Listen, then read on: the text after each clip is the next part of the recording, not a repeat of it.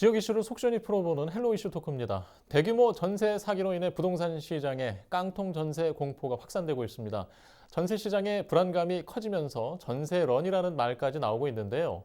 전세 대신 월세 선호가 확대되는가 하면 빌라를 찾는 발길도 줄고 있습니다. 자, 이런 가운데 최근 강남 3구는 물론 인천 송도와 청라 등 집값이 일부 올라 눈길이 가기도 했습니다.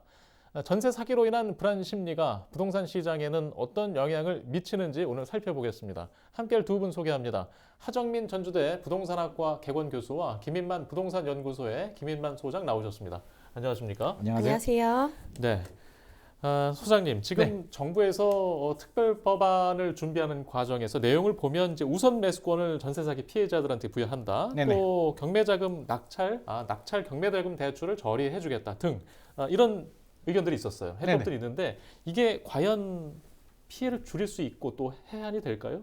피해를 줄이기는 좀 현실적으로 어려울 예. 것 같고요. 대책 내용을 보면 첫 번째 이제 뭐 단계가 있습니다. 다 네. 해주는 건 아니고요. 피해자를 구제하는 그 대상자를 정해야 되는데 그 기준이 너무 모호하고 주관적이다라는 말이 많은데 실제로 대상이 안 되는 분들이 꽤 많이 나올 수도 있습니다. 두 번째는 골든타임이 중요한데 신청을 하고 대상자 선정까지 네. 최장 75일이 걸릴 수도 있습니다. 75일이 이내인데 하루하루가 지금 속이 타들어가는데 75일 이후에 대상자가 안 됐다라고 네. 했을 때 상실감 또 그 부분도 생각을 해야 되고요. 가장 문제가 대책 내용을 보면 피해자들이 원하는 거는 내 피해 자금의 구제거든요. 그래서 정부가 전세 채권을 매입을 하고 네. 사기꾼한테 우선 변제를 받아라. 예. 우선 변제가 아니고 구상권을 청구해서 그 금액을 받아라라고 하는데 국토부에서 직접 지원은 단칼에 자르고 있고요. 지금 나오는 내용들이 주거 안정성. 그러니까 쫓겨나지 않고 살 수 있게 우선 변제를 받든지 LH가 공공 매입을 해서 집주인이 되겠다는 건데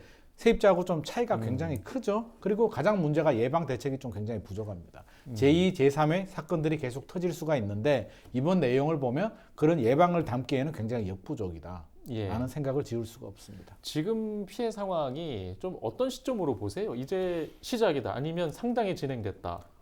시작은 아니지만 저는 네. 아직 남아있는 시간이 더 많다라고 봅니다. 앞으로 이제 계속 터질 것 같고요. 본인이 전세 사기 피해 대상자가 아닌 분들도 네. 많을 거예요. 모르는 분들이 많다는 거죠. 계약 기간이 끝나지 않으면 계약 기간 보통 한 6개월 남았을 때 이제 집주인한테 연락을 하거든요. 네. 계약 기간이 남아있는 분들은 아마 뉴스를 보더라도 나는 아닐 거야라고 생각을 하고 있기 때문에 앞으로 굉장히 많이 나올 거다. 이게 굉장히 심각한 문제입니다. 예, 알겠습니다. 자, 상황이 이렇다 보니까 이제 전세 계약을 기피하는 현상들이 네. 당연히 늘고 있는데 네. 실제로 통계나 거래 결과를 보면 줄고 있는 상황인가요? 네, 굉장히 많이 빠르게 감소가 되고 네. 있는 상황이다라고 말씀을 드릴 수가 있겠고요. 실제로 보면은 전세를 굉장히 많이 기피해서 월세의 속도가 많이 가속화가 되고 있습니다. 그렇기 때문에 보증금을 최대한 낮추고 일단 월세를 굉장히 고가로 주는 고월세 논란도 지금 네. 슬슬 얘기가 나오고 있는데요. 전반적인 거래량을 봤을 때 예년과 비교했을 때는 거의 33.6% 정도 네. 많이 또 전세의 거래량이 줄어들었다라고 보여지고요. 실제로 지금 전세의 재계약이 이루어지거나 전세가 이루어지는 것들을 보면요. 가격의 10채 중에 한 6채 정도는 가격이 한 30%에서 40% 이상, 그리고 지방이라든지 수도권 지역 같은 경우에는 가격의 전세가의 하락이 거의 60%에 육박하는 이런 지역들도 굉장히 많이 나오고 있습니다. 특히나 지금 이것은 아파트라든지 모든 공동주택을 전반적으로 봤을 때의 수치고요. 빌라만 따로 놓고 본다 그러면은 거래 감소량은 65%에서 70% 가까이로 육박하기 때문에 이 거래 속도라든지 거래량이라든지 이런 부분이 엄청나게 감소되고 있다라고 말씀드릴 수가 있겠습니다. 네. 지금 발생하고 있는 전세 사기 피해들이 이제 빌라 또는 나홀로 소형 아파트 임대 매물 중심으로 조금 피해들이 나오고 있는데 네네.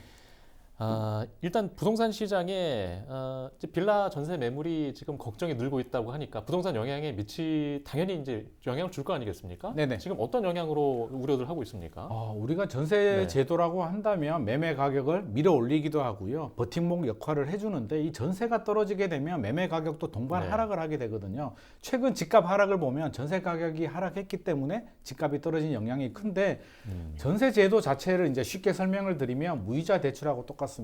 세입자가 집주인한테 돈을 빌려주고요. 집주인 집에 잠시 얹혀 사는 거거든요. 네. 다른 법적인 어떤 안전장치가 없기 때문에 신용이 기반이 되는데 이 신용이 무너진다. 지금 예. 전세에 대한 불신이 굉장히 커지고 있는 상황이기 때문에 예. 최근에도 주변에서 저한테도 얘기를 많이 하십니다. 만나는 분들마다 전세는 위험해. 특히 빌라 오피스텔 전세는 들어가면 안 돼라고 단정지어서 말씀을 하고 있어서 사기가 아니고요. 정상적인 임대인의 물건조차도 꺼려하는 현상들이 많기 때문에 처음부터 원시적인 전세 사기가 아니라 정상적인 매물인데도 깡통 전세로 예. 전환될 우려가 굉장히 크죠. 그래서 전세 제도 자체 뿌리채 흔들릴 수 있는 굉장히 큰 사건이기 때문에 조기에 빨리 수습하지 않으면 우리나라 전세 제도 자체가 위험할 수도 예. 있습니다. 예. 지금 이제 전세 계약 기간이 보통 2년 단위로 하지 않습니까? 네. 지금 시점에서 2년 전을 돌아보면 부동산 거래 가격이 상당히 고점에 있을 때였단 말이죠. 맞습니다. 지금 그때 전세 가격도 고점이었는데 이제 이게 만기가 돌아온단 말이에요. 그래서 더 큰 위기일 것이다라는 시선들이 적지 않아요. 네. 두 분 의견을 좀 어떻게 걱정하고 계세요? 돌아오는 이제 6월달, 7월달경에 만기가 네. 끝나게 되는 매물을 살펴보면요. 거의 10만 호 가까이 됩니다. 근데 이 중에서요. 이제 가격의 하락으로 집주인이 보증금을 빼주지 못하는 경우 혹은 지금 뭐 전세 물건을 다시 들어간다 했을 때 보증보험에 가입이 안 되면 일단 불안해서 들어가질 못하잖아요. 근데 이 보증보험의 문턱 또한 높아졌습니다. 그렇기 때문에 이 10만 호가 넘는 주택 중에요. 약 한 6만 호 정도는 보증보험에 재가입을 못하거나 아니면 집주인이 이제 역전세난으로 보증금을 빼주지 못하게 될 경우가 굉장히 높다라고 좀 보여지고 있고요. 일단 이런 전세난이 이제 야기된 것은 뭐 아파트 가격에 주택 가격에 폭등도 있었지만요. 사실 이제 임대차 3법에 굉장히 많이 폐해가 있었거든요. 임대차 3법이 있고 전세난이 있었기 때문에 그때 이제 전세난에 의해서 가격이 밀어 올려져 갔고요. 매매가 역시 밀어져 올려갔는데 지금 시장 상황이 급격하게 바뀌니까 이때의 금액을 소화할 수가 없게 되는 네. 거죠. 예. 그렇기 때문에 이제 이런 문제가 있었고 특히나 또 하나는요. 지금 이 심각한 게 임대사업자 축소를 굉장히 많이 했습니다. 그래서 축소된 임대사업자들은 어떻게 보면은 뭐 빌라 사기라든지 이런 부분에서 정상적으로 그분들은 임대를 놓으시는 분들이고 어떻게 보면 주거 사다리에서 굉장히 중요한 역할을 합니다. 왜냐하면 여분의 주택을 임대를 해주는 거기 때문에. 근데 이런 부분이 막혀 있기 때문에 제가 봤을 때는 지금보다 더욱더 좀 어려운 상황으로 흘러갈 수 있는 가능성이 높다라고 좀 판단이 됩니다. 예. 소장님께서도 우려하시는 또 다른 부분이 있을까요? 저는 터질 게 터졌다라는 예. 생각이 드는데요. 전세 제도의 이제 구조적인 문제, 굉장히 후진적이죠. 신용이 기반이 된, 뭐 안정성이 좀 결여된 그런 네. 후진적인 제도에 2009년에 이제 전세 제도가 예. 도입이 되고요. 교수님께서 말씀하셨듯이 2020년에 2+2 포함해서 계약갱신 청구를 포함해서 임대차 3법이 시행이 되는데 하필이면 그 전월세 신고제는 또 1년 늦게 시행이 됩니다. 시스템 미비로 인해서. 그러니까 관리가 1년이 늦어진 거죠. 신고제는 늦게 되다 보니까 관리는 늦어졌고 가격 왜곡이 심해진 상태에서 이제 금리가 오르면서 전세 가격이 폭락하고 모든 게 맞물렸거든요. 또 전세 보증보험도 좋은 의미에서 세입자의 전세금을 지켜주기 위해서 도입이 됐지만 이게 악용이 됩니다. 이 좋은 제도를 제대로 잘 관리를 해야 되는데 관리를 하지 않고 쉽게 해주다 보니까 사기꾼들이 보증보험 가입하면 되잖아, 안심해 라고 그런 미끼 수단으로 사용했기 때문에 피해가 눈덩이처럼 커진 것 같고요. 2021년 말까지 또는 길게 보면 작년이죠. 2022년 상반기까지 전세 계약 올라가는 그 상승 전세 계약이 굉장히 많았기 때문에 피해 사례는 제 생각에는 올해 말이나 내년까지도 급증할 가능성이 있습니다. 그래서 지금 나오는 피해자들만 구제 대상으로 계산을 해서 어떻게 할 것이 아니라 앞으로 훨씬 더 많이 늘어날 수 있다는 점을 염두에 두고 전세 피해자 구제 대책들이 나와야 될 것 같습니다. 예. 지금 이제 전세 피해 사례를 보면은 이제 일부 오피스텔 또 신도시 지역 오피스텔 지역에서도 피해 사례가 지금 들려오고 있습니다. 네네. 아파트의 어떤 일종의 대체제로도 접근했던 아파트형 오피스텔 규모가 조금 더 큰 편인데 네네. 지금 이것도 위기가 좀 있다고 봐야 되나요? 주거용 오피스텔도 이제 예. 저는 굉장히 예. 걱정이 앞서고 있는데요. 왜냐하면 우리 집값이 많이 올랐잖아요. 네. 2020년, 2021년 집값이 많이 오르니까 주택 규제를 많이 하게 되죠. 틈새 시장으로 뭐가 곽강을 받았냐면 이제 주거용 오피스텔이 굉장히 인기를 얻습니다. 네. 주택 구입하지 못한 우리 2030들이 집을 사려니까 규제도 많고 네. 집값이 너무 비싼데 여기서 집을 사지 않으면 벼락거지가 될 것 같은 두려움에 주거용 오피스텔로 눈을 많이 돌렸죠. 대출도 나오고 규제는 적은데 아파트와 비슷하기 때문에 많이 유입이 됐는데 결국 주거용 오피스텔도 마찬가지인 거죠. 내가 들어가서 실거주하면 그나마 다행이지만 투자 목적으로 전세를 맞출 목적으로 했다면 최근에 전세에 대한 불신이 커지고요. 전세 가격이 떨어진 상태에서 지금 마이너스 프리미엄 물건들도 많이 나오고 있고 전세를 맞추지 못하면 잔금을 치지도 못하고요. 앞으로도 더 문제가 될 수도 있기 때문에 오히려 이런 약한 연결 고리들부터 문제가 될 가능성이 굉장히 높습니다. 이게 참 이 악순환의 고리가 계속 이어지고 있는 걱정이 듭니다. 교수님, 지금 어쨌든 그 부동산 시장의 불안한 심리가 더 커진 거잖아요. 네. 당연히 매매가 위축되겠죠? 네. 매매는 당연히 위축될 수밖에 없습니다. 이렇게 부정적인 기사가 네. 쏟아지고요. 실제로 굉장히 많은 주택들이 갭 투자, 소위 말하는 2030 영끌한 세대들은 전부 다 갭 투자를 굉장히 많이 했단 말이에요. 그래서 네. 이런 물건들이 시장에 나오면서 결론은 뭐 금리, 고금리에 그리고 이런 뭐 보증금을 반환해주지 못하는 이런 물건들이 시장에 쏟아지면서 가격이 흔들리고요. 그리고 소장님이 말씀하신 대로 지금 시장에 불신감이 굉장히 많이 팽배해 있습니다. 어떤 거를 막론하고 이제 일단은 뭐 소형 주택이든 오피스텔이든 전세는 안 된다. 그리고 봤을 때는 저희가 이제 물건의 가격과 주택의 가치를 좀 판단할 때요. 임대가 역산을 굉장히 많이 하죠. 이게 월세가 얼마 나오니까 수익률을 계산해서 가격은 이 정도 돼.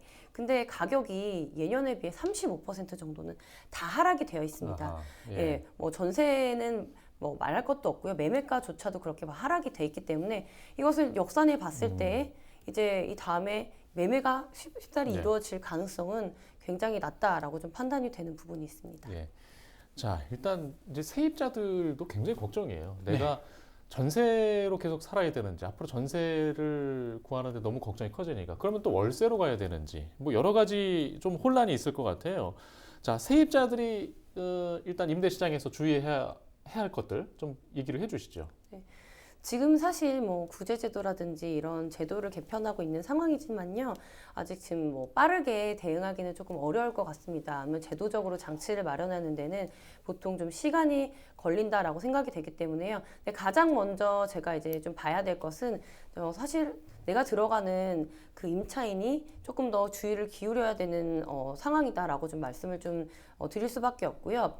그 말씀드린 대로 임사자 제도가 굉장히 많이 축소가 되면서 이제 이런 부분인데 그 주택을 보유하고 있고 내가 어떤 주택에 들어갈 때 전세를 들어갈 때 꼭 그 주인의 그 채무가 어느 정도 있는지 그리고 뭐 체납이 있는지를 요새 검색을 할 수가 있습니다. 그래서 이런 부분이 집주인의 동의 없이도 충분히 가능하기 때문에 이 체납이라든지 이런 부분이 있는지를 미리 좀 따져보셔야 되겠고요. 또 하나는 제일 중요하다고 생각하는 건 법이 빨리 개정이 돼야 되는데요.